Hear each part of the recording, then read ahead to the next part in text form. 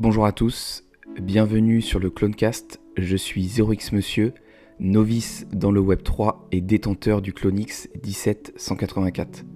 Ce podcast a pour but d'échanger avec des acteurs de cet écosystème, bien évidemment d'autres Clonix du studio Artefact, mais pas que. Cette émission n'est en aucun cas un conseil en investissement, faites toujours vos propres recherches dans cet environnement volatile. On se retrouve de l'autre côté pour ce nouvel épisode. Et bienvenue dans ce nouvel épisode du Clonecast. Et aujourd'hui, j'ai la chance de recevoir un second punk. C'est le punk 6995. Comment tu vas, Quentin? Ça va très bien, merci et toi? Super, merci. En plus, tu reviens, je crois, de voyage récemment. Tu étais à Dubaï, si je dis pas de bêtises. Ouais, j'étais une semaine, enfin 5 jours à Dubaï et 5 jours en Thaïlande juste avant, donc j'ai raté toutes les dernières opportunités du marché, mais j'ai passé du bon moment en vacances. Ouais, top. T'étais déjà allé à Dubaï? Ou c'était ta première fois? Ouais, j'avais été un mois en 2022. Ouais. Ok. Ouais, c'est une destination que j'aimerais bien faire pour aller voir de mes propres yeux à quoi ça ressemble. Parce que Mhm. il y a l'air d'avoir pas mal de choses positives quand même. Ouais, bah il y a beaucoup, l'écosystème crypto, il est quand même beaucoup là-bas Ok. et en lui-même, moi j'aime beaucoup la ville. Enfin, moi j'aime vraiment, c'est vraiment très joli. C'était pas aussi cher quand tu as 2 enfants, je me serais installé là-bas. Mais ouais, c'est très joli. Bon, bah, top, on aura peut-être l'occasion d'y revenir plus tard dans l'épisode. Yep. Et avant qu'on rentre dans le vif du sujet, est-ce que tu pourrais te présenter pour ceux qui ne te connaîtraient pas? Ouais, bien sûr. Donc, je m'appelle Quentin. J'ai 31 ans cette année, papa de 2 enfants. J'ai arrêté l'école à 16 ans. J'ai travaillé pendant 12 ans dans le salariat. J'ai commencé la crypto en juillet 2017, tout perdu en 2018, quitté mon emploi fin 2020. Et j'ai commencé à publier du contenu sur les réseaux à partir de 2021 et à être entrepreneur à partir de début 2021. Ok. Et comment tu t'intéresses en crypto en 2017? Parce que moi j'ai l'impression que quand c'est avant 2020, 2021, c'est un peu les OG ou les anciens. Comment tu tombes dessus? C'est que tu avais investi avant? C'est que tu t'as été intéressé par la tech? Alors, j'en avais entendu parler vraiment à l'époque, au moment où il y avait eu la fermeture de Silk Road, une marketplace sur le dark web. J'en avais entendu parler à ce moment-là parce qu'il y avait eu un article qui disait un étudiant, je ne sais plus qui c'était, suédois ou finlandais, un pays scandinave, qui avait retrouvé, parce que vu qu'il y avait une grosse saisie sur le marché, du coup, je crois que le cours, il avait pump. Et il commençait déjà à avoir les headlines. Oui, cet étudiant a investi tant et maintenant il a 500 000 dollars, des trucs comme ça. Donc, c'était la première fois que j'en avais entendu, mais j'avais pas du tout le mindset à ce moment-là. Donc, j'ai pas plus passé l'attention. Et la deuxième fois que j'en ai entendu parler, donc moi, je suis vraiment un citoyen du monde et un enfant d'Internet, même si j'ai connu, je suis dans la période de transition, j'ai connu la vie sans Internet et j'ai connu Internet. J'ai toujours passé beaucoup de temps sur Internet et donc j'étais dans pas des trucs obscurs, mais dans des choses plutôt où il y avait des trolls et ils aimaient bien aussi expérimenter des choses. Et donc, il y avait un peu le leader de cet endroit-là qui avait parlé, il nous parlait du Bitcoin. Moi, quand j'avais rejoint, il en a parlé, c'était à 600 euros le Bitcoin. Et apparemment, lui, il disait qu'il en parlait depuis les 100 euros. Donc, moi, c'était début 2017. Et donc, Ouais. je fais mes recherches un petit peu parce que je ne sais pas du tout la blockchain, le Bitcoin, toutes ces choses-là. Et le temps que je fasse mes recherches, en fait, au début, j'ai eu beaucoup de mal à comprendre le concept de décentralisation. Je me disais, OK, c'est trop bien la blockchain, le Bitcoin, c'est mes valeurs. Ça redonne le pouvoir à l'individu, au peuple, c'est trop bien. Mais comment les États et les gouvernements vont laisser passer ça, pour moi, ça va pas tenir. Donc, c'était mon avis. Heureusement pour moi, j'ai continué quand même à m'intéresser et à pas m'arrêter sur ça. Et en juillet, j'ai eu un peu la révélation, ça m'a pris 6 mois. Et entre-temps, le Bitcoin était passé de 600 à 3500 dollars. Donc j'ai acheté mes premiers Bitcoins à 3500 dollars. Ok, ouais, tu t'es renseigné, c'est après que tu as sauté le pas quand tu as vu peut-être une opportunité aussi d'investissement ou même sur la valeur, les valeurs du Bitcoin. Qu'est-ce qui t'a fait sauter le pas au final? C'était vraiment quand j'ai eu le concept de me dire, ah, en fait, c'est décentralisé, ils peuvent pas l'arrêter, donc vas-y, j'y vais. Sachant que juste avant, je viens d'une famille, enfin, juste avant, je vais y revenir après, mais je viens d'une famille très modeste. Donc, pour moi, il n'y a pas du tout de mindset entrepreneur ni investissement. Donc, c'était vraiment étranger pour moi, même si j'ai toujours été, entre guillemets, mon mentor au niveau des vidéos que j'ai consommées YouTube. Je me rappelle quand j'avais 16 17 ans. Je me tuais aux vidéos de Tammy Cabage. Il faisait des vidéos de 3 heures où il parlait de Jesse Livermore, ces trucs comme ça. Je regardais parce que ça m'intéressait et c'est un très bon orateur, Tammy Cabage, mais j'avais pas du tout le mindset. Donc pour moi, c'était vraiment pas possible Enfin, si, c'était possible, mais je sais pas, ça me venait pas à l'idée, moi, d'investir mon argent en plus que j'avais pas. Et juste avant que j'en entende parler là, du Bitcoin début 2017, je m'étais fait scam par la pire méthode de scam. Envoie-moi un, je te renvoie deux. Ok. La méthode vraiment débile. Et je m'étais fait scam comme ça. Je crois que j'avais envoyé 250 balles et il me promettait 500. Et du coup, bah, j'avais rien reçu. Et à l'époque, pour dire à quel point je connaissais rien à l'investissement, je m'étais fait avoir comme ça. Donc c'est peut-être pour ça que j'ai mis un peu de temps.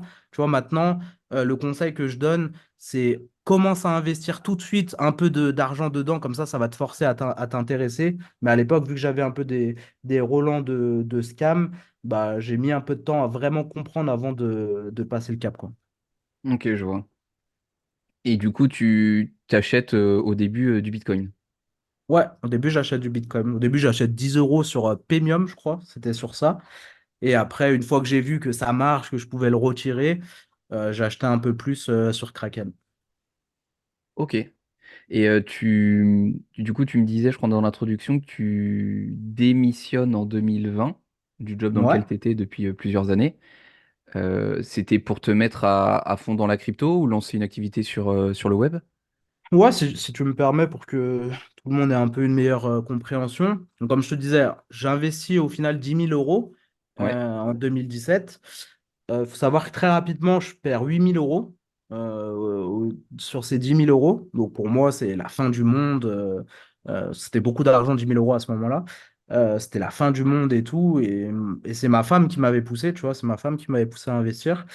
Et elle me dit, non, t'inquiète, tu vas les refaire, c'est pas grave, au pire, tu les as perdus. Et pour moi, c'était genre impossible d'entendre de perdre 10 000 euros. À cette époque-là, 2 000 euros, c'était énormément d'argent pour moi. Donc perdre 10 000 euros, enfin 8 000 euros, c'était beaucoup. Bref, au final, je l'ai refait. Au final, 6 mois plus tard, donc Et tu les refais comment du coup à l'époque? C'était du trading? ouais, avec majoritairement du trading, ouais, Ok. sur Bitrex à l'époque, notamment avec je me rappellerai ça, ADX, c'était un token. Et dans la pub, là, qui avait fait un 280% en un jour, j'étais parti dormir, je me suis relevé, il a fait 280%, ça m'avait bien relancé. Et ouais, donc je passe de 10 000 à 30 000 en 6 mois, donc de juillet à décembre 2017, donc quand le Bitcoin était à 20 000. Et donc là, j'étais en Australie avec ma femme, c'était la fin de notre visa, on rentrait en France.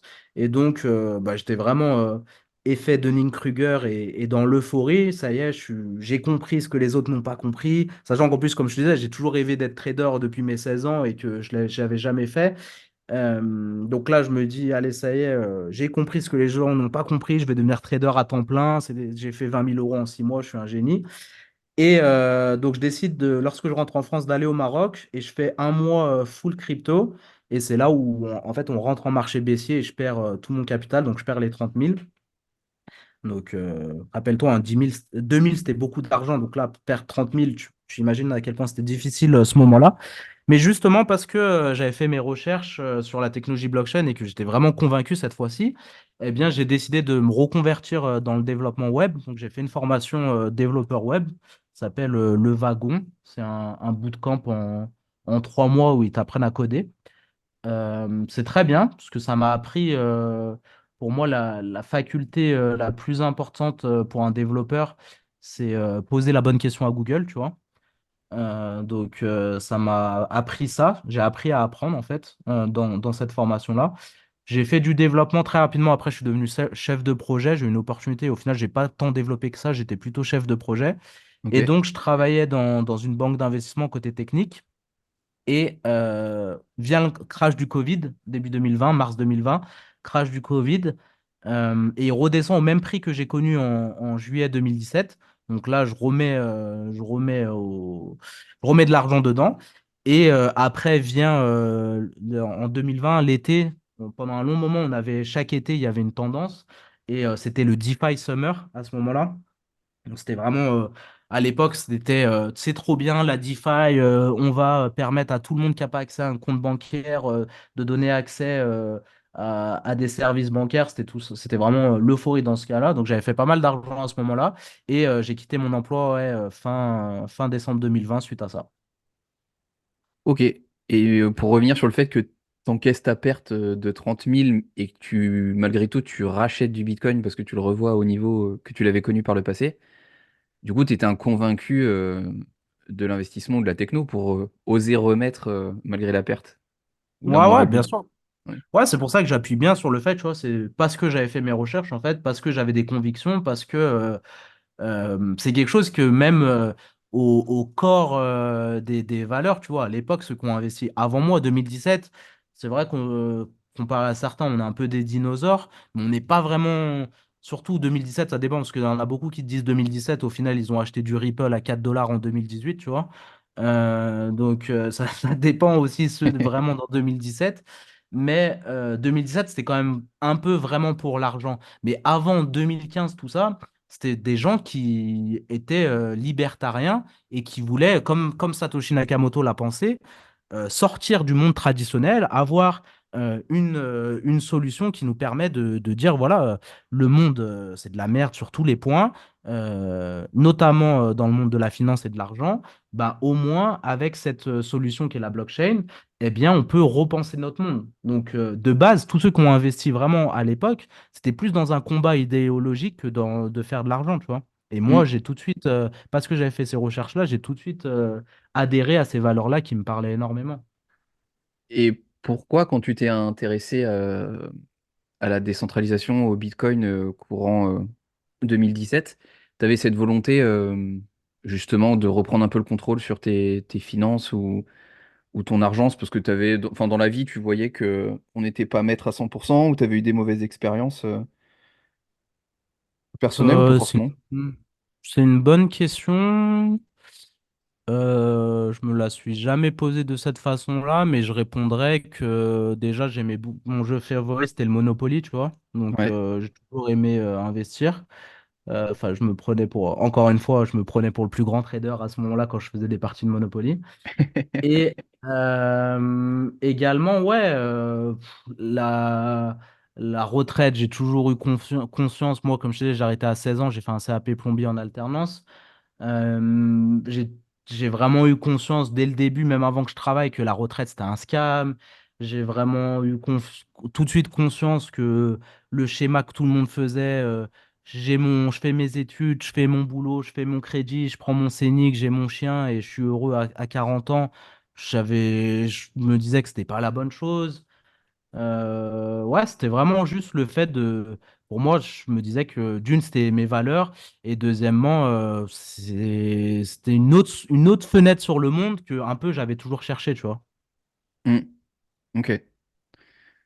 Parce que je suis issu, moi, Enfin, je suis issu. C'est un grand mot, mais je fais de l'investissement immobilier avant de m'intéresser vraiment aux crypto, qui était plus sur une volonté financière d'ailleurs. Euh, mais c'est vrai qu'en s'intéressant vraiment aux valeurs, etc., bah, tu te rends compte que tu peux reprendre un peu aussi le contrôle de tes finances, de ton imposition, entre guillemets, dans une moindre mesure, que tu peux pas le faire avec d'autres assets ou rien du tout d'ailleurs, parce que tu as les mains liées de toute façon sur ton moindre fait et geste. Mhm. Ouais, et tu sais, en plus, parce que c'est vrai que ta question était vraiment axée sur les finances. euh, Tu sais, il y a beaucoup de gens qui veulent gagner de l'argent, des trucs comme ça, mais déjà, ils gèrent mal leurs dépenses et leur rentrée d'argent. Tu vois, ils n'arrivent pas à calculer. bah, je gagne 2 000 euros, faut que mon loyer il soit de 30%, il faut pas que j'ai ces choses-là, tu vois, des choses toutes simples, bah, ils les ont pas. Ça, de par ma mère qui faisait vraiment attention à tout, qui avait un livre, elle c'était extrême, elle avait un livre de compte où elle marquait chaque dépense le soir et tout. Elle savait toujours où elle en était, tu vois. Donc, Mm. on a pu faire plein de choses malgré que ma mère, elle gagnait pas beaucoup d'argent. Et, euh,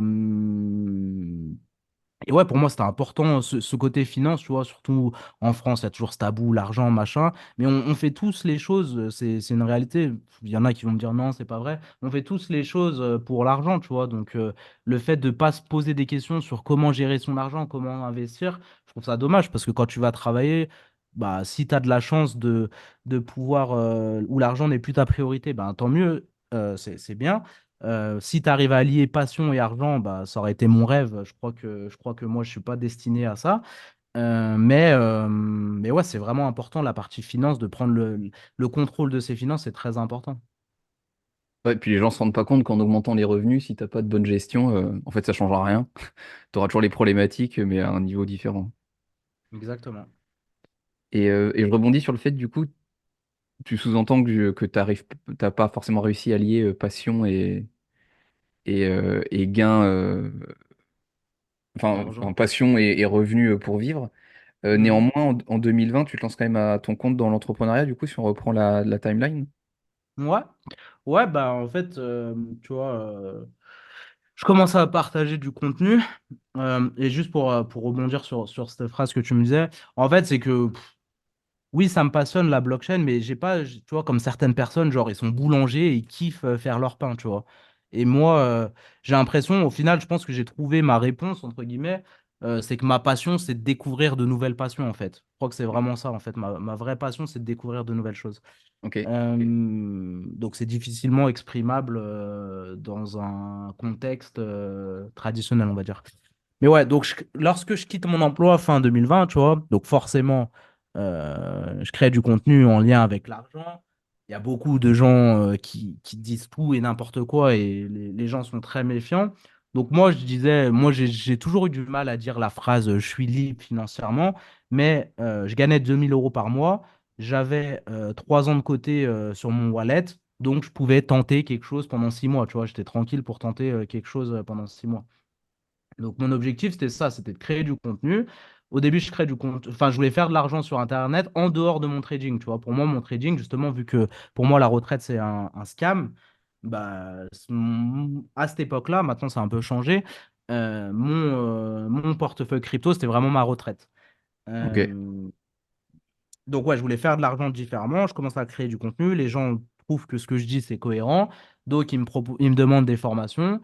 Et Et tu crées du contenu sur quelle plateforme? Insta, principalement au début. Ok. Je sais pas pourquoi. Il faut savoir que de base, on aura le temps d'en reparler justement sur ce que je fais maintenant. Mais de base, les réseaux sociaux, j'avais tout arrêté, tu vois. Enfin, ça faisait. J'avais remis Twitter en 2017, du coup, parce que j'avais compris que la crypto, ça se passait sur Twitter. Mais ça faisait des années que Snapchat, j'avais arrêté, Insta, j'avais arrêté. À part YouTube, tous les réseaux sociaux, ni consommateur, ni créateur. Donc ça m'a fait bizarre de revenir et de créer du contenu. Mais j'aime quand même bien. En fait, je dis j'ai pas de passion, mais la blockchain, si, c'est quand même une passion et ça me plaît toujours d'en parler, tu vois. Ouais, ok. Donc, euh, Donc ouais, c'est pour ça que j'ai partagé ça, où je partageais un petit peu dans un premier temps mon avis sur le marché, également des découvertes de projets, et, euh, et voilà. Ouais, ok. Top. Top. Et donc, du coup, tu as de la partie trading pour ta retraite et après, tu voulais du coup trouver une source de revenus, on va dire, pour vivre au jour le jour. Mensuellement, ouais. Ouais, c'est ça. Et du coup, sur cette partie création de contenu, on t'a demandé des formations. Comment ça se passe? Tu arrives à le monétiser? Mhm. Ouais, c'est une bonne question. Je pense que je ne l'ai jamais dit 100% publiquement comme ça en plus. Donc, je suis accompagné déjà par un CM sur ma création de contenu. Dès le début, je paye un CM pour créer ma création de contenu sur Insta, qui a fait un très très beau boulot. Mathis, tu vois ça, beau boulot à toi et bravo pour ta réussite après tout ça. Euh, Et donc, ouais, on crée du contenu et tout. Et comme je t'avais dit, moi, tu vois, tout ce qui est mindset entrepreneur, tout ça, je connaissais rien du tout. Et je connaissais pas du tout le business en ligne. Je connaissais pas l'affiliation, la monétisation de contenu, tout ça, ça me parlait pas du tout. Et donc, ouais, j'ai de la demande de formation, donc je vais faire une formation. Et là, il y a eu quelqu'un qui m'a, bah, d'ailleurs, qui est l'associé de Mathis, Thibaut, qui m'a fait le meilleur cadeau, je pense, qu'on peut faire, c'est qu'il m'a acheté ma formation avant que je l'ai créée, en fait. Donc, Ok. il m'a acheté 39 euros ma formation. Il m'a dit, tiens, je te paye tes 39 euros, fais ta formation, et dès qu'elle est prête, tu me l'envoies. Et je pense que ça, c'est le meilleur. Si vous avez un peu d'argent avec vos proches, ou des connaissances ou des gens que vous aimez bien ce qu'ils font, c'est le meilleur cadeau que vous pouvez faire à quelqu'un de d'acheter avant que ça soit prêt. D'ailleurs, c'est un conseil qu'on donne dans l'entrepreneuriat, hein, de vendre en pré-sale tes trucs et si ça marche, bah, tu livres, si ça marche pas, tu rembourses, tu vois. Donc voilà. Et ouais, euh, pour la petite histoire, pour après avant déroulé, il faut savoir que moi, quand je vendais 39 euros, vu que je me suis fait en autodidacte, pour moi, j'avais l'impression de scam les gens, tu vois. Vendre ma formation 39 euros, j'avais vraiment l'impression d'arnaquer les gens. Pour information, ma formation la plus grosse actuellement, elle a 897. Donc, on voit que j'ai Ça a passé du évolué, chemin. ouais. Mais ouais, donc je fais ces formations-là au début, donc le début de Crypto Investor. Donc, je passe 39 euros au début. Une fois qu'elle est sortie, 49 euros. Je fais un petit peu. Et au fur et à mesure, je l'augmente. J'ai des bons retours. Après, tu vois, la machine, elle se met en place. J'ai des bons retours. Je poste les commentaires. Les gens, je continue à poster du contenu. Les gens sont toujours satisfaits par mon contenu. Et ça se met en route petit à petit. Et Et au bout de 3 mois, elle concerne ouais. quoi, du coup, la formation? C'est le trading ce que tu fais ou? Alors moi, c'était Crypto Investor. Moi, personnellement, je fais du trading, mais j'ai toujours formé les gens à l'investissement plutôt qu'au trading. Mais Ok. pas à l'investissement, tu fais du DCA, tu investis tous les mois et dans 4 ans, tu rouvres les yeux. Juste jouer les gros mouvements, tu vois. Jouer Ouais, les ok. gros mouvements. À la base, c'était ça sur Crypto Investor. Et donc, en 3 mois, en augmentant mon prix, en ayant plus de clients, j'arrive à l'objectif que je m'étais fixé, 2000 euros par mois, tu vois. Ok, top. Donc, ouais, c'était cool. Bah, c'était Ouais. cool. Et en plus, entre guillemets, le timing, il était super parce que tout le monde voulait investir à ce moment-là dans la crypto, tu vois. Début 2021, tout le monde voulait, quoi. Ouais, puis en plus, avec un produit qui était pas forcément cher, bah, pour aller chercher des gros montants, faut faire beaucoup de volume. C'est vrai. Donc, c'est pas évident en Exactement. plus. Bah, justement, je te fais la transition. Et justement, à ce moment-là, au moment où je fais ça, il y a des gens, forcément, quand tu es sur les réseaux, il y a des gens qui viennent te prospecter pour te vendre des choses. Donc je découvre aussi, c'est pas une mauvaise chose, hein, si c'est bien fait, c'est une bonne chose. Et il y a des gens qui viennent me parler. C'est là où je commence à découvrir un peu. Tu vois, pour moi, 2000 euros, c'était beaucoup. Et je commence à découvrir un peu ce qui se cache derrière les business en ligne. Et, en gros, je me rends compte que 2000 euros, c'est rien. Tu vois, il y en a, ils font ça en 1 heure, quoi. Je fais mes recherches, machin, j'échange avec des gens. Et au final, j'achète un coaching à 3600 euros où la promesse c'était de faire 10 000 euros par mois. Ok. Donc, En ligne, j'achète du ce coup. coaching, je pense, ouais, en ligne. Donc, c'était formation plus coaching en ligne avec un événement physique à la fin. Euh, donc j'achète ça. Donc pareil, pour moi, ça m'a cassé des croyances, tu vois, dans le fait. En fait, je pense que c'était une bonne chose de l'acheter. D'une, parce que la promesse a été tenue. Et deuxièmement, parce que bah, ça casse des barrières, tu vois. Si t'es pas capable d'acheter quelque chose à plus de 4 chiffres, bah, ça va être difficile pour toi de vendre quelque chose plus cher, tu vois. Hmm, tout à fait. Donc voilà, au début, j'ai pas de résultat. Je crois que j'achète ça. Donc je me lance sur les réseaux début janvier. Mars, je commence à faire mes 2000 euros. Je crois que j'achète ça en avril. Au début, j'ai pas de résultat. Mai, juin, j'ai pas de résultat parce que je passe pas à l'action. Et après, au bout d'un moment, je me dis, bon, tu as quand même payé 3600, ce serait bien que tu fasses ce qu'on te dise. Donc là, je commence à passer à l'action. Et en juillet, j'ai vendu, donc cette fois-ci, je faisais formation plus coaching. Donc j'avais différentes offres et j'ai fait 17 000 euros sur un mois. Propre. Donc ouais, c'était plutôt bien. Ouais. Et tu t'es toujours sur Instagram à ce moment-là ou tu utilises d'autres canaux de communication? Non, Instagram principalement, un peu de YouTube. J'avais commencé un peu de YouTube et Instagram principalement. Ok, parce que comme Instagram n'est pas aujourd'hui forcément trop dédié à la crypto ou LNF, ou au NFT, tu touches peut-être aussi une cible vraiment de débutants plus que Ben, confirmée, non? Pas moi, forcément. tu vois, aujourd'hui, j'ai totalement abandonné Insta. Pourquoi j'ai abandonné Insta? Parce que je me dis que c'est plus à la mode d'investir. À l'époque, je te dis, tout le monde voulait investir dans le Bitcoin et c'était à la mode, tu vois. C'était à la mode de dire, ouais, je suis dans le Bitcoin, des trucs comme ça, tu vois. C'était vraiment à la mode. Donc, les gens, ils étaient vraiment demandeurs, tu vois. J'avais même pas besoin de forcer pour vendre. Et d'ailleurs, je sais que c'est beaucoup décrié la partie formation en France et encore plus formation liée à l'investissement. Mais je rappelle que vendre, c'est servir, tu vois. Donc, mes prestations que je vendais, c'était à des personnes qui, euh, qui en avaient besoin et Et personne n'a le qui couteau sous la étaient. gorge non plus aussi. Voilà, exactement. À l'heure actuelle, j'ai 100% de satisfaction, tu vois, vraiment 100%.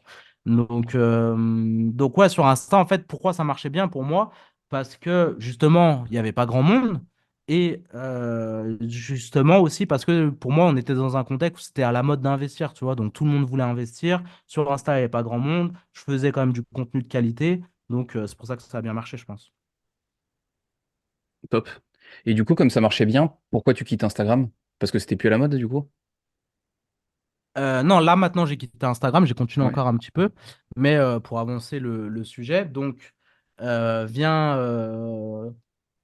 2020 c'était DeFi Summer, 2021 c'était les NFT, Ouais. donc vient les NFT. Faut savoir que moi les NFT, j'aurais pu être multimilliardaire parce que les NFT, je découvre ça début 2020, très exactement le 14 février 2020. Bah écoute, on est quasiment à 4 ans jour pour jour. Ah, on est le 13. Euh, je découvre ça le 14 février 2020 grâce à une conférence sur Paris où vient Nicolas, le CEO de Sorar, et il vient pitcher Sorar, en fait, où c'est au tout début, quoi. C'est au tout début Sorar. Donc, moi, j'étais déjà dans la crypto, je connaissais bien la crypto, mais NFT, j'avais jamais entendu parler. Et donc, il parle de Sorar. Donc, je trouve le concept super intéressant. Je connaissais pas, je vois tout de suite le potentiel des NFT. Je vois tout de suite la différence entre betting et NFT de Sorare, là, les fantasy football. Donc, je rentre chez moi, je crée mon compte, j'achète. Sauf qu'à l'époque, excuse-moi, à l'époque, il avait très peu de licences. Je crois qu'il y avait Lille en France, il y avait peu de clubs et majoritairement des clubs belges.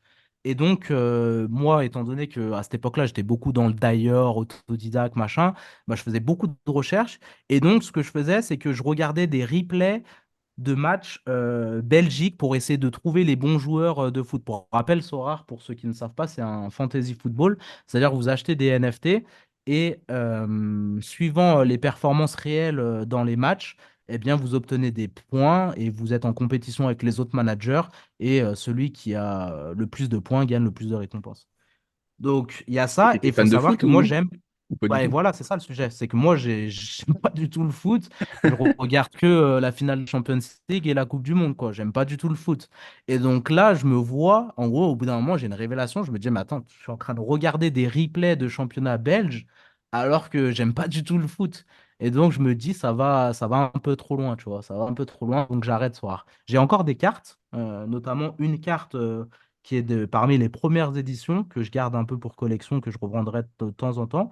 Il y a également une carte que j'ai vendue quoi, il y a 2 ans, je crois, un été, que j'avais acheté 1,50 € et que j'ai revendu 1 500 €. Et ma thèse d'investissement à ce moment-là, vu que je connais rien au foot, c'était juste qu'il ressemblait à Neymar. Donc, vu que apparemment miser sur un Brésilien qui ressemble à Neymar, ça marche bien sur Sora. Et, et suite à ça, après, il y a eu Axie Infinity. Ouais. Donc, Axie Infinity et après d'autres jeux. Donc pour moi, les NFT à ce moment-là, j'avais vu CryptoPunk et je les ai vus à 1 000 $ moi, les CryptoPunks. Si tu vas dans ma formation, on les voit, ils sont à 10 000 $ dans ma formation quand j'en parle. Et même dans ma formation, j'ai laissé pour la postérité. Et je dis, bah, je comprends pas trop à quoi ça sert. C'est des pixels. Est-ce que ça vaut vraiment 10 000 $? Je pense pas que ça vaut 10 000 $. Tu vois. Moi, étant totalement étranger au monde de l'art, et vu que pour moi, j'avais découvert les NFT par l'utilité, eh ben, je comprenais pas du tout ce milieu-là, tu vois. Et Ouais, même, c'est ce que j'allais te pour la dire. Toi, tu découvres ça via le jeu ou la spéculation en lien avec le sport ou Axie Infinity. Oui, des PFP, tu dois te dire, mais c'est quoi c'est quoi le but? Exactement. Et j'ai même cette réflexion qui est, si je peux vous donner un conseil, si vous avez une réflexion comme ça, bah voilà la conclusion qu'il faut en faire. Je me dis, c'est qui ces débiles qui achètent ça pour 1000 $, tu vois? Et ce que j'aurais dû me dire à ce moment-là, c'est que s'il y a des gens qui achètent ça à 1000 $, c'est peut-être qu'ils ont compris quelque chose que moi, j'ai pas compris. Donc ouais, je passe totalement à côté. J'arrête un peu les NFT parce que Sorare, bah, j'avais arrêté. Axie, il commence à y avoir un nombre incalculable de Philippins qui farment ça dans tous les sens. Donc j'arrête un peu les NFT et en plus j'étais en train de lancer donc mes parties, enfin ma partie formation création de contenu. Et je Ouais, reviens début 2021 quand ça commence à faire du bruit. Enfin, été 2021, quand ça commence à faire du bruit. Et donc, je commence. Et comme d'hab, hein, quand tu commences dans l'autodidacte et encore plus lié à. Enfin, quand tu commences dans l'autodidacte, tu vas faire des erreurs au début. Le problème dans l'investissement, c'est quand tu fais des erreurs, tu perds ton capital. Donc, c'est un peu ça. Donc, je mite des scams, je me fais siphonner, machin. Et après, je commence à avoir des résultats, à comprendre des choses. Je commence à avoir des résultats. Et on était dans la période dorée où tu avais ce narratif où bah, c'est facile, tu as juste à être en whitelist et tu vas faire un x3, x5, quoi. Donc à cette époque-là, je donnais tout pour être en whitelist. Et ouais, j'ai fait pas mal d'argent parce que tu étais en whitelist, tu revendais à x5 et voilà, quoi. ok, du coup, tu te positionnes sur plein de collections pendant la hype de 2021. Ouais, donc été 2021, ouais, c'est ça. Je commence à faire pas mal d'investissements. Ensuite, je sais pas, tu m'as dit que tu me suivais. Je sais pas si tu sais que j'ai fait un projet NFT. Enfin, on va dire, j'ai advisé un projet NFT. Si, t'en avais parlé dans un des podcasts que j'avais écouté. Un gros truc en Mhm. plus, il me semble. Ouais, c'est ça. Ouais, donc pour continuer l'histoire, euh, donc vu que je suivais des entrepreneurs pour améliorer ma partie formation, donc là, on commence à rentrer dans l'euphorie des NFT en septembre, octobre, enfin plus septembre. Justement, c'était trop facile, tu vois, tout le monde faisait de l'argent, investisseurs, entrepreneurs, acheteurs sur le marché secondaire. D'ailleurs, ça, c'est une petite clé. Les marchés, ils passent souvent par des phases, tu vois, au début, tout le monde fait de l'argent. Après, il n'y a que les porteurs qui font que les entrepreneurs, que ceux qui portent le projet qui font de l'argent, plus les investisseurs. Et après, au final, il n'y a plus personne qui fait de l'argent. Ça passe souvent par ces trois phases. Donc là, on était vraiment au début de la phase. Et parmi les entrepreneurs que je suis, il y en a un qui commence à poster des stories sur Insta en mode qui s'y connaît dans Discord? Est-ce qu'il y a des gens qui, tu vois, des trucs en lien avec les NFT? Je capte le truc.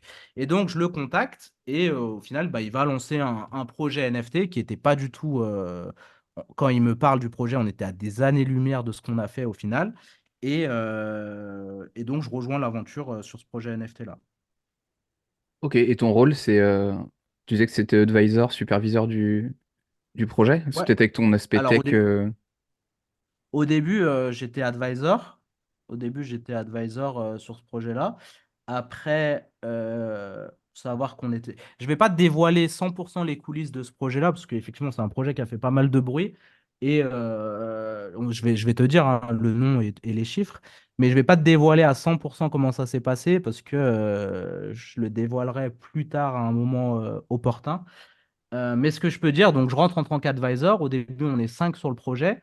Euh, Celui qui devait gérer la technique, au final, il n'est pas du tout là. Donc, le projet s'appelle Meta Legends. Donc, Robin, qui est CEO de Meta Legends, décide de se séparer du mec qui fait la tech. Et du coup, moi, il me dit, bah, toi, tu as fait du dev, tu t'y connais un peu en tech. Je dis, bah, j'ai pas développé proprement parlé, mais je peux parler à des développeurs et je comprends la logique des développeurs. Et Ok, donc, au final, bah, je me retrouve CTO et advisor du projet, tu vois. ok. Donc Donc, bien les mains dedans, là. comment? Donc bien les mains dedans, là. Ouais, là, bien les mains dedans, mais si tu veux, je suis la face publique, mais c'est pas moi qui dev, tu vois. Moi, je Ouais, gère les devs qui gèrent le site, je gère les devs qui gèrent la randomisation des images, tu vois, la création, enfin, le shuffling, et je gère le dev qui fait le smart contract. Mais entre guillemets, moi, ils me disent des choses, j'arrive. là où je suis fort, tu vois, c'est que je suis assez fort pour capter les incohérences dans le discours des gens, tu vois. Et vu que j'avais bien compris la logique algorithmique du dev, bah, lorsque je dis, vas-y, explique-moi ce que tu as fait dans le dev, enfin, dans le code, je suis en mesure de savoir si c'est une bullshit ou pas. Je suis pas en mesure de vérifier dans le code si c'est bien fait, bien optimisé, mais je suis en mesure à la fois de tester et à la fois de savoir si c'est une bullshit ou pas, tu vois. Ok. Donc ouais, pour avancer, donc on lance le projet. Donc ouais, c'est le projet Meta Legends. C'est un projet qui a sold out pour 18 millions de dollars en novembre-décembre 2021. C'est l'un des plus gros francophones. On était même pendant longtemps, on était dans le top 10 des projets. Ce que je peux dire là où je suis fier de ce qu'on a fait, c'est que nous, surtout Robin, ça c'est le crédit de Robin, tu vois, tu as des méta. Juste avant nous, on avait Mechaverse, tu vois. Il y avait Mechaverse qui, je sais pas si tu te rappelles de Mechaverse. Ouais, si, si. Donc Mechaverse, ils avaient mis la barre ultra haute au niveau des designs. Donc le mint, je sais plus, il était à combien? Je crois qu'il était à 0,2 ETH. Ouais, il était à 0,2 ETH. Et pour vous parler de l'époque, hein, le mint, il était à 0,2 ETH. Juste après, sur le marché secondaire, c'était monté à 8 ETH. Donc voilà dans l'époque où on était. Et les TH à ce moment-là étaient à 3 000 $ ou 4 000 $. Donc Ouais. quand j'y repense, là j'étais à Dubaï, on reparlait avec plein de mecs, on se dit mais comment? Mais c'était quoi cette époque de fou où tu achetais des Invisible Friend à 30 000 balles et tu étais là et tu calculais même pas. C'est vrai que c'était vraiment une folie. Enfin bref. Donc, eux, ils avaient mis la barre super haute sur les designs. Donc, Robin, il avait pris un designer, Maxime, très très fort niveau design. Et le narratif, c'était de dire, OK, donc on a un proof of concept que, on peut vendre cher. 0,2, c'était très cher le mint à l'époque. Donc, nous, on dit, ça marche, tu vois, ça marche. Mais nous, pour que ça marche bien, eh ben, nous, ce qu'on va faire, c'est que tout le monde te dit, donnez-moi de l'argent et on va faire des choses après eh ben nous, on va mettre plein d'argent avant pour pouvoir faire vivre des expériences à la communauté. Et ce qu'on a fait, c'est qu'on a mis donc, on a build la communauté pendant 6 semaines, je crois. Et pendant 5 semaines, tous les samedis, eh bien, on avait un Easter egg où, en fait, ça commençait en ligne. Tu vois, tu avais par exemple un des Easter eggs eh ben, genre, on avait mis quelque chose sur notre Twitter qui disait, on avait caché une image, enfin, dans une image, on avait caché, marqué code Konami, tu vois. Et ce qu'il fallait faire, donc, il fallait aller sur le site web et faire le code Konami, donc OO, baba, gauche, droite, AB, là. Et quand tu faisais ça, ça te débloquait une nouvelle vidéo. Et suite à une énigme, en fait, ce qu'il fallait faire, c'était, donc, dans cette énigme bien précise, c'est aller à un endroit à Londres et prendre une photo et poster sur Twitter. Et tu gagnais un Célestial, donc, qui était le NFT le plus rare de la collection, tu vois. Ok. Donc le premier samedi, on avait ça à New York. Le deuxième samedi, on avait fait ça à Paris. Troisième samedi, à Londres. Quatrième samedi, à Shanghai. Et cinquième samedi, on avait fait ça 100% en ligne. Et à chaque événement en physique, on avait des équipes qui filmaient et qui faisaient un montage de fou et qui faisaient ouais, des belles vidéos, quoi. Et ça, c'était avant la sortie de la collection. Et ça, c'était avant la sortie de la collection. Ouais. Et quand tu disais ouais, que le mint était cher, pour revenir dessus, le risque, si le floor price est trop élevé, c'est de pas sold out, du coup, pour une Si le collection min NFT. price, si le min price est trop élevé, le risque, tu veux dire le min price, hein, pas le floor price, c'est ça? Ouais, le mint price, ouais, tout à fait. Si le min price est trop élevé, non, entre guillemets, ouais, ça, bon, je vais le dire parce que tu me poses la question. Mais pour moi, ce qui a fait du mal à Meta Legends, c'est la supply. On avait trop de NFT, 12 345. C'est la seule chose qu'on n'a jamais remis en question chez Meta Legends. Parce qu'au début, Robin, il était venu, il a dit, bah, la supply, on fait 1, 2, 3, 4, 5 et c'était puissant marketingment. Mais 12 345, c'est bien trop de supply à la fois à ce moment-là et encore plus dans des conditions de marché actuelles, tu vois. Ok, bon, je disais pas ça forcément spécifiquement pour ce projet-là, mais le but d'une Ouais, collection mais quand elle sort, c'est quand même de faire sold out, j'imagine. En tout Et cas, parce dans que ce c'est. contexte, dans ce contexte, excuse-moi de te couper, dans ce Ouais. contexte, à ce moment-là, le timing, c'est vrai que c'était la métrique que tout le monde voulait avoir. J'ai sold out en 1 heure, j'ai sold out en tant de temps, tu vois. C'était la métrique à l'époque qui faisait en sorte que tu avais réussi ton projet. Au final, on s'en fout, tu vois, en combien Oui, de temps tu sold out. Mais à cette époque-là, dans ces conditions de marché-là, ouais, c'était la métrique. Et très rapidement, je te dis, je vais pas rentrer au sujet, et puis on passerait tellement de temps sur le sujet, mais on a foiré le premier mint, on a eu un bug technique. Au final, tout le monde nous annonçait mort. On a minté juste avant Clonix, hein, on a minté juste avant Clonix.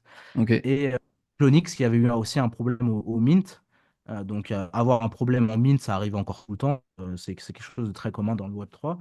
Et tout le monde nous annonçait mort. Ouais, ils sont morts avec leur mine trop chère, nanani.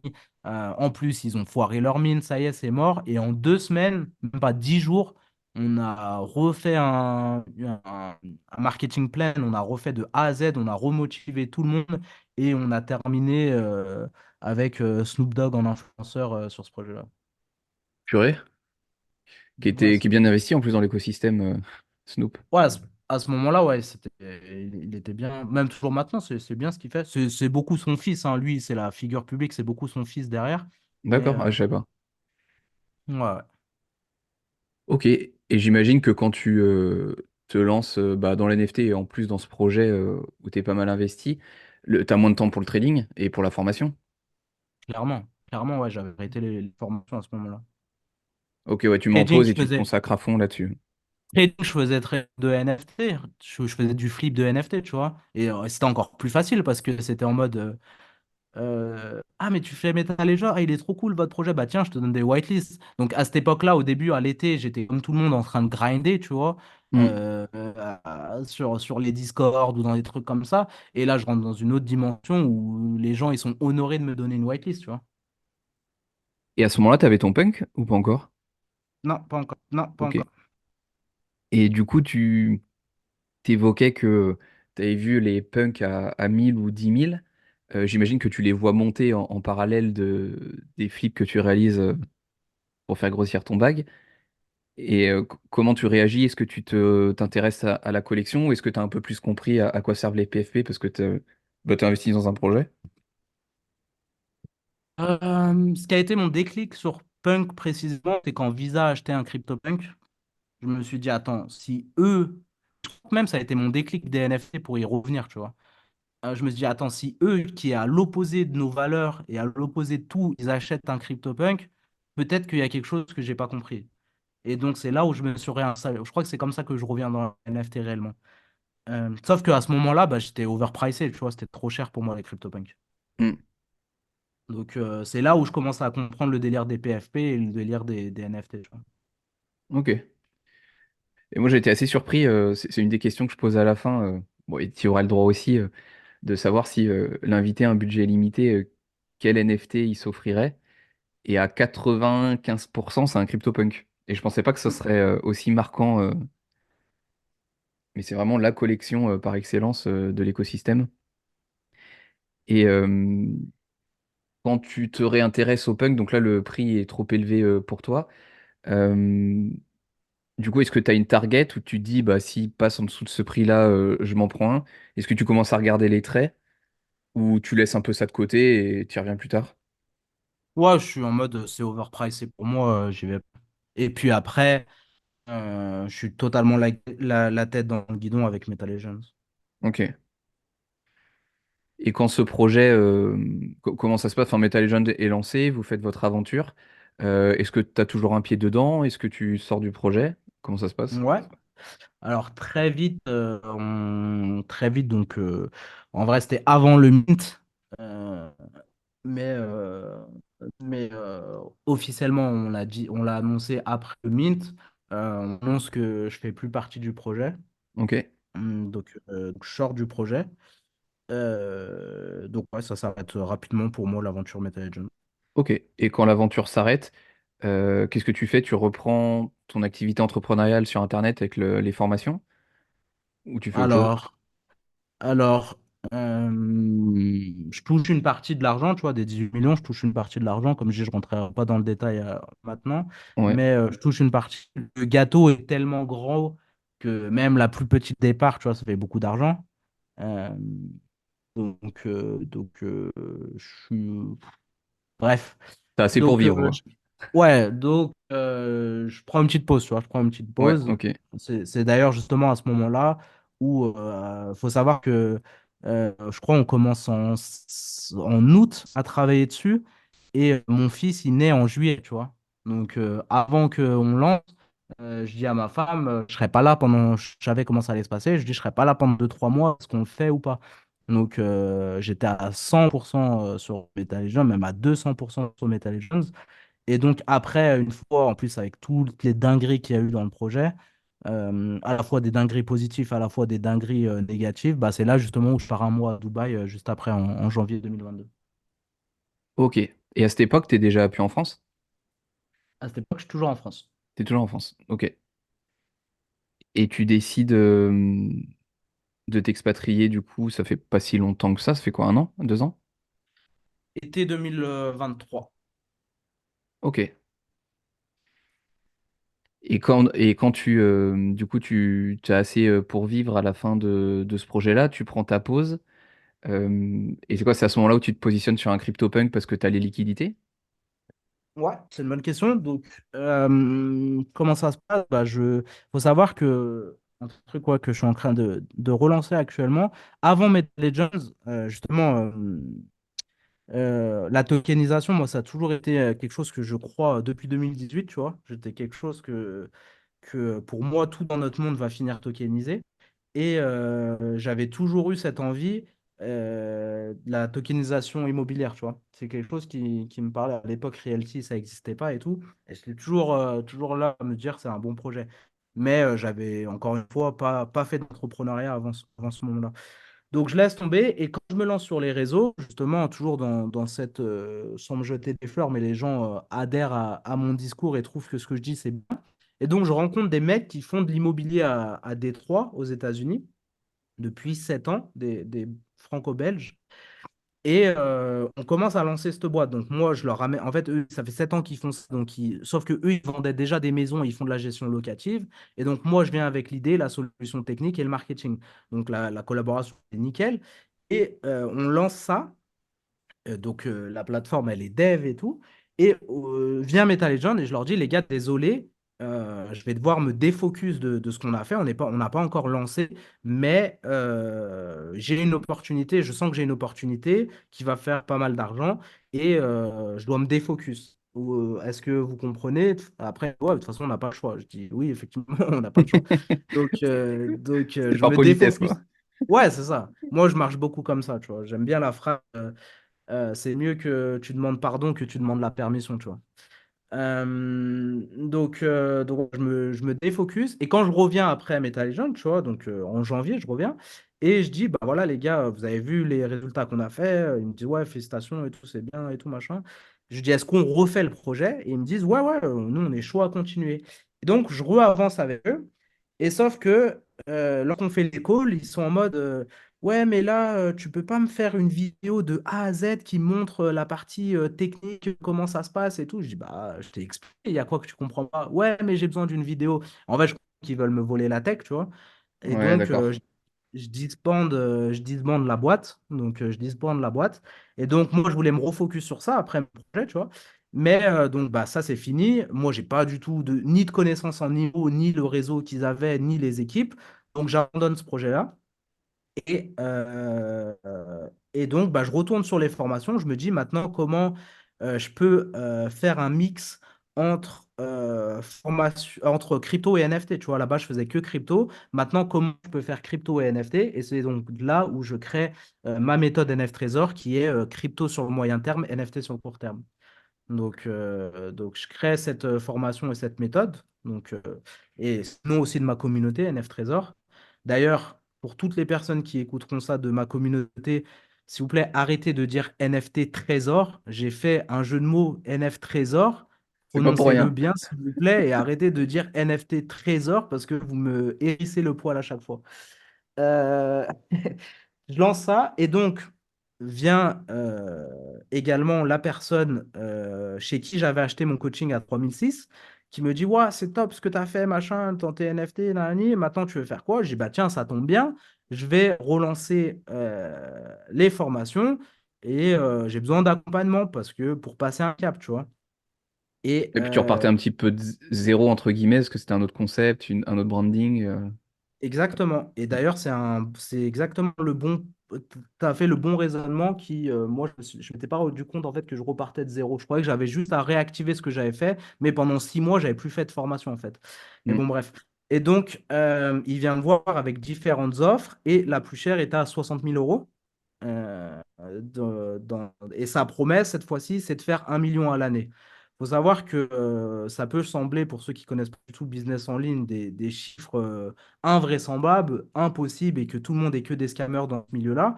Mais quand tu découpes les choses, donc la première promesse, c'était 10 000 euros par mois. Il faut savoir que moi, à ce moment-là, mon offre était de 2500 sur 3 mois, mon accompagnement où je faisais, sans rentrer dans les détails de comment j'accompagnais, mais il suffit d'en vendre 4 par mois et tu as fait tes 10 000 euros par mois. Donc ça, c'était quelque chose que je me rendais pas compte au début, que toi, tu as dit, tu vois, quand tu vends pas cher, il faut beaucoup de chiffres, mais quand tu vends cher, bah, au final, tu n'as pas beaucoup C'est besoin de l'inverse, ouais. personnes. Mm. Donc il faut juste trouver les personnes qui ont le capital à investir et un besoin que tu peux solutionner et tu as juste à vendre ta presta. Donc pour moi, maintenant, 1 million, ça peut sembler dingue, mais c'est possible, tant que lui, il le fait. Sauf que ça s'est très mal passé à la limite du scam et au final, je perds mes 60 000 euros, quoi. Ok. Donc voilà, petit coup de massue à nouveau, tu vois, entre Metal Legend et ça, petit coup de massue. Et au final, j'ai dit que j'étais parti en 2023, mais je suis parti en 2022 en fait. Je suis parti l'été 2022. Donc au final, après, je me focus sur mon expatriation et c'est là où je pars. Et voilà. Ok, et malgré le fait que tu aies eu ce problème sur l'accompagnement, tu continues quand même ton idée de départ de relancer une communauté avec ton concept NF Trésor, mais tu le fais de ton côté du coup. Ouais, exactement. Donc cette fois-ci, je le fais. Donc je laisse un peu de temps passer par rapport à Ouais, ce qui s'est j'imagine, ouais. passé. Temps de digérer. C'est ça. Et après, je reviens donc en septembre où je recommence à poster du contenu. Donc, comme je faisais, cette fois-ci avec plus à la fois de moyens dans la production de contenu, à la fois de connaissances et à la fois ce qu'on me plébiscite beaucoup, c'est sur ma capacité à vulgariser. Tu vois, les gens disent que j'explique vraiment bien les concepts compliqués de la DeFi ou des choses comme ça. Tout ça. Et là, contexte de marché différent, je me retrouve à devoir supplier aux gens d'investir alors que c'est le meilleur moment pour investir. Le Bitcoin, il est entre 24 000 et 16 000 dollars. Ethereum, il est entre 800 et 1 200 dollars. Et je dis à tout le monde, les gars, on attaque mon troisième cycle baissier, mon deuxième cycle baissier, pardon. On est dans le même pattern. Tout va se repasser. Ça a été sold. FTX est passé. Il n'y a plus de dinguerie. C'est maintenant. Je dis pas que ça va pas plus bas, mais c'est maintenant qu'il faut commencer à vous y intéresser. Si vous êtes jamais intéressé, après, bah, ça sera trop tard, tu vois. Et je me retrouve aucun écho. Tout le monde s'en fout de ce que je raconte. La crypto, c'est mort. J'ai trop perdu dans les NFT. Je me suis fait scam. Bla bla bla. Tout le monde s'en fout. Et donc, on passe de quand j'avais lancé en 2021, où c'est les gens qui me suppliaient pour acheter ma formation, à là où c'est moi, où je supplie les gens de leur dire, mais regardez les gars, c'est le meilleur moment pour investir. Et je vends très peu de formations au final. Ah, puis là, ça doit être. Enfin, c'est ultra décourageant du coup. Bah ouais, parce que c'est décourageant. C'est décourageant parce que, après, il faut savoir que je pense que tu as vu dans mon contenu, tu me disais que tu m'avais suivi sur mon YouTube. Je fais pas les trucs ultra. Le clic, le titre, il est putaclic, mais dans mon contenu, c'est pas du truc lambeau, machin, tu vois. C'est pas les codes de ce qui marche dans l'investissement, tu vois. Mm, Si tu veux vendre du contenu, c'est pas dans ça. Moi, c'est plutôt des choses rationnelles et du coup, ça fait pas rêver les gens. Et pour que les gens t'achètent, faut aussi vendre du rêve, tu vois. C'est une c'est réalité. ça. Donc ouais, ça marche pas. Donc je mets 3 mois d'intensité où je me dis, vas-y, pendant 3 mois, je vais vraiment en focus. Et les résultats, ouais, ils sont quasiment rien, tu vois. Et c'est du temps que tu passes pas sur le trading ou potentiellement faire d'autres projets. Si, je suis toujours acteur. Enfin, Moi, il faut savoir aussi au niveau trading que je ne fais pas de levier. Je fais pas de levier, pas de futur, donc pas de short, pas de spot. Enfin, pas de longue. Et, euh, et à ce moment-là, le marché, il fait que de baisser, tu vois. Il fait que de baisser. Et du coup, par mon expérience, je vais pas essayer d'acheter des rebonds, tu vois. Et Hmm. justement, pour dérouler, on était dans une période où plus rien ne se passait fin 2022, début 2023. Plus rien se passait sur le marché, c'était horrible. Des free mint NFT à 4000 de supply, ils se mintaient même plus, tu vois. Il se passait vraiment plus rien. Et j'étais pas en dépression, hein, parce que je savais dans quoi je m'embarquais, mais beaucoup de gens étaient en dépression et c'était vraiment horrible. Plus de levée d'argent, plus rien. Sachant que moi, depuis Meta Legend, j'avais un projet NFT que j'ai toujours. Mais le marché n'est toujours pas favorable encore à l'heure aujourd'hui, même si ça revient, pour que je le lance. Donc j'attendais ce projet-là, tu vois. Donc Hmm. tokenisation immobilière, c'est mort. Mon projet NFT, c'est mort. Les formations, je me focus sur ça, tout le monde s'en fout. Donc ouais, c'était un peu difficile, mais entre mes investissements et les projets que j'ai faits, tu vois, j'avais pas mal de fonds de côté, donc je pouvais pas être déprimé, juste j'attendais, j'étais patient. Et là arrive PP, donc le meme coin PP sur Ethereum. Ouais. Et comme je disais, on passe il se passe plus rien sur le marché, un free mint, ça marche plus, à PP 1 million, pas longtemps après 10 millions, 100 millions, 1,5 milliard. Euh, il Qu'est-ce se qui se passe passe? de... Ouais, qu'est-ce qui se passe? Et du coup, c'est là où ça commence à repartir et c'est là où je commence à bien refaire de l'argent. Et du coup, je transite des NFT au même coin. Est-ce que pour garder un petit peu te suivre sur Telegram, c'est vrai que tu as une période où tu regardais les coins avec des petits, des small market cap. Ouais. Et, euh, et Pépé, du coup, tu le vois assez vite, Mhm. peut-être? Je le vois à 50 millions et je fais une vidéo YouTube, le guide du meme coin, et dedans, il est à 100 millions. Et après, il monte à 1,5 milliard. Ouais, ok. Donc un petit x20, même pas, x200. Mhm. J'ai du mal, Ouais. ouais. Après, à ce moment-là, c'était difficile pour moi de garder mon bag. Ouais, j'imagine. Et comment tu... Parce que t'as essayé... Enfin, moi, ce qui ressort là de ton parcours, c'est que tu as essayé plein de choses. Bah forcément, quand on essaye, des fois ça réussit et des fois ça marche un peu moins bien. Mais je te sens super résilient et toujours excité à l'idée de faire de nouvelles choses. Bah, là, tu évoques le fait que tu as un projet qui est toujours un petit peu en attente que le marché soit plus favorable. Comment t'expliques d'avoir été aussi résilient et de rester toujours motivé à entreprendre dans l'écosystème? Est-ce que c'est un trait de caractère que tu as ou que tu as toujours eu? Ou c'est parce que tu es toujours convaincu parce que tu as découvert en 2017 et ça te maintient, peu importe un peu le vent et les marées?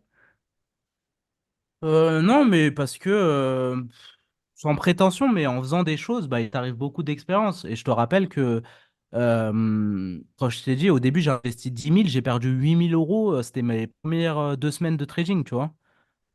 Donc, Non, mais beaucoup auraient arrêté, par exemple. ouais, j'aurais pu arrêter, mais encore une fois, parce que c'est quand même ce domaine, il me passionne, tu vois. Et c'est marrant parce que je me disais, lorsque j'ai pris la décision d'investir en juillet 2017, je me suis dit, OK, et c'est marrant rétrospectivement quand tu vois maintenant où on en est, mais je me suis dit, OK, peut-être que le Bitcoin, c'est trop tard, tu vois. Peut-être que les cryptos, c'est trop tard. Au final, ça y est, on est au haut de la bulle, tu vois. J'avais conscience de ce que c'était une bulle. Même si je n'étais pas en mesure de savoir qu'on était dedans, mais je savais ce que c'était une bulle. Je me dis peut-être qu'on est à la fin de la bulle, mais au moins en étant connecté au dernier truc à la mode, eh ben, je serai au courant des prochains trucs qui vont sortir, tu vois. Et du coup, ça va pas trop rater avec les NFT, tu vois. Hmm. Donc je te disais ça pour le fait de... Ouais, ça c'était un autre truc, mais d'une, parce que j'avais fait ces recherches et j'étais convaincu des valeurs de la blockchain, pour moi, j'ai envie que les gens s'intéressent parce que ça permet de sortir sans rentrer dans des débats philosophiques, mais ça permet de sortir de ce monde de merde, tu vois. à la fois, sans parler du côté gagner de l'argent, mais tout simplement par la technologie. Gagner de l'argent, c'est un bonus et on peut réellement le faire. Et ouais, donc je pense que ma résilience, elle s'exprime par le fait que tu voulais que je fasse quoi? J'ai perdu 8 000 euros. Je dis, bon, ben, salut les gars, au revoir. Non, forcément, j'étais dans l'optique, bah, je vais me refaire, tu vois. Ce qui est très mauvais en trading, d'avoir ce biais de revenge trading. Mais si tu le reconnais, c'est bien si tu es convaincu de quelque chose, de pas lâcher, tu vois. Moi, pour moi, en tout cas, c'est pas quelque chose, tu vois, tu éclaires ça dans mon parcours, mais pour moi, c'est normal, tu vois. Pour moi, c'est juste ça m'intéresse, j'ai envie de continuer, ça me challenge mentalement, c'est mes valeurs, bah voilà, je continue, tu vois. Qu'est-ce que je vais faire d'autre? Ouais, ouais, non, moi, je suis d'accord avec ta réflexion, mais je pense que la majorité aurait arrêté. Enfin, il y a eu plein d'événements dans ton parcours où t'aurais pu dire, bon, bah, ça y est, j'ai fait le tour ou c'est pas pour moi. Mais finalement, bah, la résilience a montré que ça portait ses fruits. Mhm. Et Ouais, tu vois, pour te dire, donc je perds ces 8 000 euros au tout début de mon aventure. Ensuite, après Metal Legend, le marché il recrache. Moi, j'étais en mode, je dois prendre du temps pour moi, me défocus. Je vais faire des mauvaises choses avec cet argent, je vais pas prendre les décisions. Au final, le marché il recrache aussi. Donc, sur une somme à 6 chiffres, quand tu as des baisses de marché de 10-20%. Tu as des gros montants qui s'affichent sur ton écran. Mon punk, pour répondre à ta question, je l'achète quand le... Et ça, c'est quelque chose, il y a énormément, beaucoup de personnes qui pensaient que quand, à l'époque, le cycle dernier, on va re-avoir ce narratif-là, hein. Je sais qu'on y viendra à la fin du call, enfin de l'interview carrément, du podcast. On aura le narratif. Ça y est, les gars, cette fois-ci, c'est le bon, c'est le super cycle.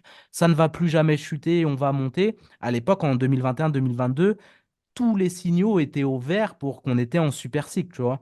Donc, super cycle, c'est qu'il n'y a pas de correction majeure. Et donc, Ethereum était à 4005, il descend à 3000 sur un gros support. Et là, il y a énormément de gens qui ont racheté, dont moi à ce moment-là. Et au final, j'ai pas su anticiper la baisse. Et c'est là où j'achète mon punk. Donc, je l'achète, de toute façon, sur la blockchain, hein, c'est public. Je l'achète pour 180 000 dollars. Et genre, quelques mois après, il descend au plus bas, les punks, à 50 000 dollars, tu vois. Donc, en perte latente, tu vois, entre guillemets, maintenant, entre ce que j'ai perdu réellement et ce que j'ai perdu en latent, ça va être difficile pour m'atteindre et me dire, ouais, c'est beaucoup d'argent que j'ai perdu, tu vois. ouais, je comprends. Je comprends. Et Et quand sachant tu que, choisis. et dernière chose, ouais, juste pour bien re-imprimer, qu'à l'époque, moi, 2 000 euros, c'était beaucoup d'argent pour moi, tu vois. Donc, j'en ai pété des barrières mentales entre-temps. Ouais, sur pas mal de sujets, ouais. C'est ça. Et, et ton punk, tu le choisis comment? Au début, je prends un floor, et après, je me rends compte qu'il est noir et que les gens, ils aiment pas trop les noirs chez les punks. En vrai, c'est pas vraiment ça. C'est que, ça, c'est ce que tout le monde dit et ce que j'ai dit. Mais en réalité, c'est que PFP, donc c'est pour avoir ton identité digitale, Ouais, et actuellement sur le marché, en étant le plus conventionnel et le plus moins connoté possible, et c'est ce que je pense réellement, bah, il y a plus d'acteurs blancs qui veulent acheter des punks que des punks noirs ou des femmes, tu vois. Donc je trade mon punk noir contre celui que j'ai actuellement, qui est très proche du floor également. Donc c'est juste euh, ce qui est intéressant dans la réflexion peut-être, c'est que j'ai le choix, tu vois, soit j'achète, je crois que même le Bored Ape, il est plus cher à ce moment-là. Soit j'achète un Bored Ape, soit j'achète un Punk. Et là où beaucoup de dropshippers qui ont fait des projets NFT, ils sont tous rués chez les Bored Ape, qui les ont achetés à 200 000 et qui au plus bas ils valaient 20 000. Moi, je me suis dit que punk, c'était une combinaison de trois trucs. Le premier, il faut savoir que les punks, sans être trop très technique, c'est des ERC20. Donc, les NFT, par exemple, ton Clonix ou autre, c'est des ERC 721. C'est ça qui est le standard commun techniquement des NFT. Et lorsque le développeur il a fait sa proposition pour créer le standard 721, donc ce qui a permis tous les NFT par la suite, eh bien, il a dit je crée ce standard-là avec comme inspiration notamment CryptoPunk. Donc, premier truc, CryptoPunk, ça matérialise l'innovation technologique. Deuxième chose, le pixel art. Donc maintenant, c'est un courant, enfin depuis un moment, c'est un courant bien établi, artistiquement parlant, que le pixel art, donc l'art en pixel, est un vrai courant artistique. C'est d'ailleurs pourquoi Yuga Labs met autant d'énergie pour faire en sorte que les CryptoPunks soient acceptés dans les musées. Ils sont dans deux musées, le Centre Pompidou à Paris et un musée aux États-Unis, en Floride. Donc, deuxième truc, premier truc, la technique. Deuxième point, un courant, enfin, la matérialisation du courant artistique, quoi. Et troisième point, bah, justement, les PFP, ça a été fortement et énormément influencé par les CryptoPunks. Donc, troisième point, ça catalyse un courant culturel, tu vois. Donc, Ouais. pour moi, c'était avec ces trois choses-là que je me suis dit, bah, pour moi, Punk, c'est un bon investissement. Et après, au niveau plus élevé de pourquoi j'ai investi un NFT et un Punk, c'est que si on est d'accord pour dire que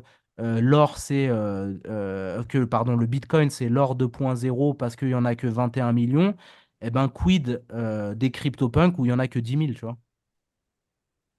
Oui, et je crois que c'est toi qui avais écrit ça, tu me corrigeras si je me trompe, mais tu avais fait un tweet où tu l'avais écrit quelque part que les punks iraient à 1 million avant le Bitcoin. Je me demande, j'ai un doute, mais je crois que c'était toi qui avais dit ça. Ouais, Peut-être. j'ai dit ça. J'ai dit Et- ça, mais j'ai dit ça à un rendez-vous de punk où j'avais été à Paris. Et le mec, il m'avait corrigé. Il m'avait dit, ouais, mais c'est possible ce que tu dis, mais ce qu'il faut surtout calculer, c'est qu'en vrai, tu vois, là, par exemple, les punks, je crois, ils sont à 140 ou 160 000 et un bitcoin est à 50 000. Donc, c'est plutôt le calcul qu'il faut faire, c'est est-ce que 3 bitcoins ou 3 bitcoin 5 va valoir 1 million avant les punks, tu vois? C'est plutôt ça Ouais, le vrai calcul. ouais. Mais c'est vrai que ça m'avait marqué et cette phrase, j'y pense souvent. Ça me fait sourire. Ça m'avait Bah marqué. ouais, mais tu vois, c'est quelque chose qui peut dire, ouais, mais qu'est-ce qu'il raconte 1 million pour un punk?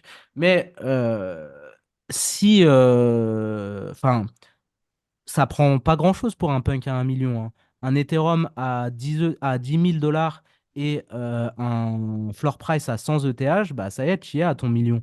Et au cycle dernier, ETH il était à 4 500 et les punks, ils étaient à 150 ETH au maximum de floor price. Oui, mais justement, en fait, ça m'avait plus marqué parce que justement, je trouvais ça très possible, en fait, en Ouais, bien prenant du sûr. recul comme tu le fais à l'instant. Ouais. Ouais, bien sûr. Donc voilà un peu ma thèse d'investissement sur Punk. Bon, bah super. Bah écoute, je te remercie pour le détail de tout ton parcours. Du coup, ça va nous emmener aux trois questions de fin que j'ai l'habitude de poser à mes invités. D'habitude, je finis par celle-là, mais que tout ce que tu as dit sur ton parcours et toutes les leçons que tu as sûrement apprises et retenues, la première question que je voulais te poser, c'est bah, quel conseil tu partagerais à nos auditeurs? À quel niveau?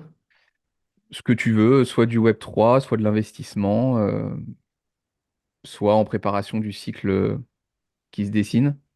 S'il y avait un truc qu'on devrait retenir. Hmm,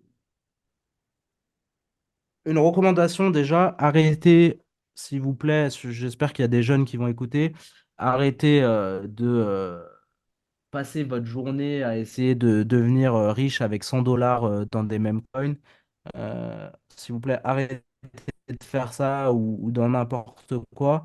Arrêtez, s'il vous plaît, arrêtez. C'est vraiment, ça me peine de voir autant de personnes qui m'écrient et de me dire j'ai plus d'argent, j'ai 200 euros à investir. Est-ce que t'as pas un filon pour que je fasse juste un x10? Juste. Arrêtez, les gars. Ouais, déjà, juste un x10. Mais ça, pour moi, je me sens pas coupable dans ça. Les autres, ils doivent se sentir coupables parce que le nombre de personnes qui vont flexer leur PNL sur un screenshot en levier x 120 où ils ont fait 1000%, ils disent, regardez, j'ai fait 1000% en 10 minutes. Et la réalité, c'est qu'ils ont mis 10 euros sur le trade et ils en ont perdu 9 avant de passer celui-là. Donc voilà. Conseil. Ça, c'est un truc où j'avais été interviewé aussi à l'époque sur la reconversion professionnelle. Tu vois, j'ai fait 12 ans de salariat et 5 industries différentes. le conseil que je donnais, et je pense qu'il s'applique aussi, c'est ne vous mettez pas full-time tout de suite dans le Web3 au niveau investissement. Commencez par mettre déjà 3 mois de salaire de côté, 3 mois de coût de la vie de côté sur votre banque. Et après, commencez à investir tous les mois. Et idéalement, rejoignez des projets avec vos compétences, soit dans la création de contenu Twitter ou comme ce que toi tu fais, création YouTube. Donc toi, tu le fais à ton propre niveau, tu développes ton propre média et c'est très bien. Soit dans le marketing, soit dans la vente, idéalement le dev. Et n'allez pas me dire oui, mais le dev, c'est trop compliqué, moi je suis pas tech. J'ai arrêté l'école à 16 ans, je connaissais rien du tout. Sur les 3 mois de bootcamp, sur les 12 semaines, j'en ai chié pendant 10 semaines. Tout le monde me disait, il y a un gars qui m'a dit, c'est marrant, Quentin, au début, on aurait dit que tu comprenais rien du tout. Et les 2 dernières semaines, tu nous as tous dépassés. Pendant 10 semaines, je comprenais, et c'était vrai, pendant 10 semaines, je comprenais rien du tout, c'était horrible, j'avais pas du tout la logique algorithmique, et je l'ai appris. Et au final, qu'est-ce que c'est 10 semaines dans une vie? Donc, idéalement, allez sur le dev, c'est là où vous serez à la fois des meilleurs investisseurs en comprenant les enjeux technologiques, et à la fois, vous ferez le plus d'argent en tant que soit salarié ou soit entrepreneur. Et en parallèle, investissez tous les mois, suivant votre profil de risque, Bitcoin, ETH, Solana, un peu de Memecoin si vous voulez, un peu de NFT, mais dans une proportion très minime. Comme ça, si vous faites de la merde, au moins vos investissements Bitcoin, Ethereum, Solana vous remontent le tout. Ok, top. Super conseil. En question numéro 2, si tu avais un budget illimité, quel NFT tu t'offrirais? Bah, j'aimerais bien, toujours dans cette thèse, les autoglyphes. Bah, j'ai déjà un punk, donc ouais. Mais il me faut un deuxième punk parce que justement, quand ils vont monter à 1 million, si je le vends, bah après, je serai plus dans le club, tu vois. T'en as Et plus, ouais. ça me permet vraiment beaucoup d'opportunités. Donc, ils m'en font un deuxième. J'y travaille. Ouais, Autoglyph, je pense que c'est bien. J'ai pas trop de NFT artistique pur. Autoglyph ou qui vient aussi de Larva Labs, c'est pas mal. J'aime bien. Comme ça, je pourrais flex avec mon punk et en background mon autoglyph, tu vois. La boucle serait bouclée. C'est ça. Top. Et du coup, dernière question pour clôturer cet épisode.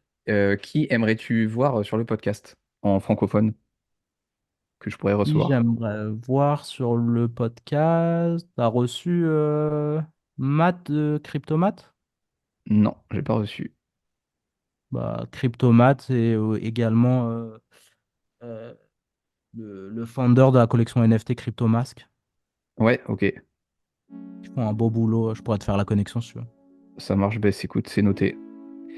Et ben super, bah écoute, je te remercie pour cet épisode, c'était super intéressant et un parcours ultra intéressant à détailler, que ce soit dans les choses positives et celles un peu plus difficiles. Mais merci d'avoir répondu positivement à cette invitation. Avec plaisir, hein. Et puis, Je suis comme je le jamais, dis je souvent, suis jamais invité, donc pour une fois qu'on m'invite, je suis sauté dessus, tu eh ben, écoute, top. Et bah, je te remercie et puis je vais te dire à la prochaine. vois. Parfait, merci à toi. Ciao.